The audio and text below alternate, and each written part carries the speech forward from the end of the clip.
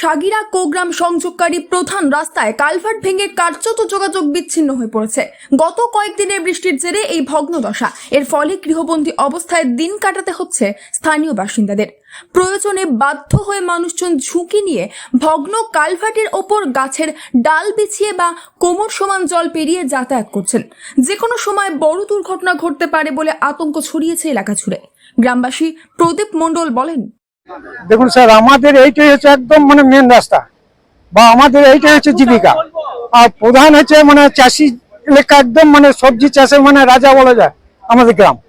দিন যত যে 240 করে বাস, 240 ঘরেই আপনার প্রতিদিন একটা করে দুটো করে বোঝা সবজি যে নতুন মার্কেটে যায়, নতুন বা বলগোনা ভাতা এরকম চারদিকে চারিয়ে আমরা ওইটাই আমাদের জীবিকা। আর এই রাস্তাটা আমাদের যাওয়া আমাদের জীবিকা সদ্য ঘরে মাল পড়ছে, কোনো কিছু তো বেচারা এইদিকে তো পার হবে না, টোটোও যাচ্ছে না, মোটর সাইকেলও যাচ্ছে না, কোনো কিছু যাচ্ছে না, কিন্তু আমাদের মাল এমনি শুকাইছে। কিন্তু এই রাস্তাটা আমাদের মেন, যাতে সকল মিলে যদি এই রাস্তাটা আমাদের তৈরি করে দেয় তাহলে আমাদের সাগিরা গ্রাম থেকে খুব উপকৃত হবে। গ্রামবাসীদের অভিযোগ, পঞ্চায়েত ও প্রশাসনকে বারবার জানানো হলেও মেলেনি দ্রুত পদক্ষেপ, শুধু প্রতিশ্রুতি পাওয়া গিয়েছে। যদিও শুক্রবার ঘটনাস্থল পরিদর্শনে এসে জেলা পরিষদের সভাধিপতি শ্যামাপ্রসন্ন লোহার আশ্বাস দিয়েছেন খুব শীঘ্রই কালভার্ট মেরামতির কাজ শুরু হবে। এই প্রসঙ্গে তিনি বলেন,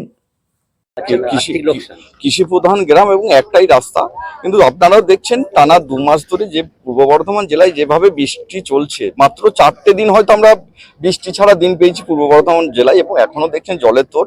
এটা প্রশাসনিক লেভেলে আমাদের ভিজিট হয়েছে, মোটা ডিপিআর তৈরিও হচ্ছে, যেটা ভালোভাবে করা যায়। এই মুহূর্তে যেটা আমরা করছি, কাল থেকে আমরা কাজটা স্টার্ট করে দেবো, যাতে মানুষ চলাচলের সমস্যা না হয়, এবং পার্মানেন্টলি যেটুকু কংক্রিট ভাবে করার একটা কালভার্ট বা বড় ছোট ব্রিজ টাইপের, সেটা ইঞ্জিনিয়াররা অলরেডি প্রজেক্টেড লেগে রয়েছেন, ডিপিআর তৈরি করছেন, ওটাও খুব তাড়াতাড়ি কাজ শুরু হবে। জানা গিয়েছে কয়েকদিন আগেই জেলা শাসক এই বিপজ্জনক কালভার্ট পরিদর্শন করেছিলেন। তার নির্দেশে সংস্কারের কাজ হয়েছিল, কিন্তু অতিবৃষ্টির জেরে জলের তোড়ে কয়েকদিনের মধ্যে সেটি সম্পূর্ণ ভেঙে পড়ে।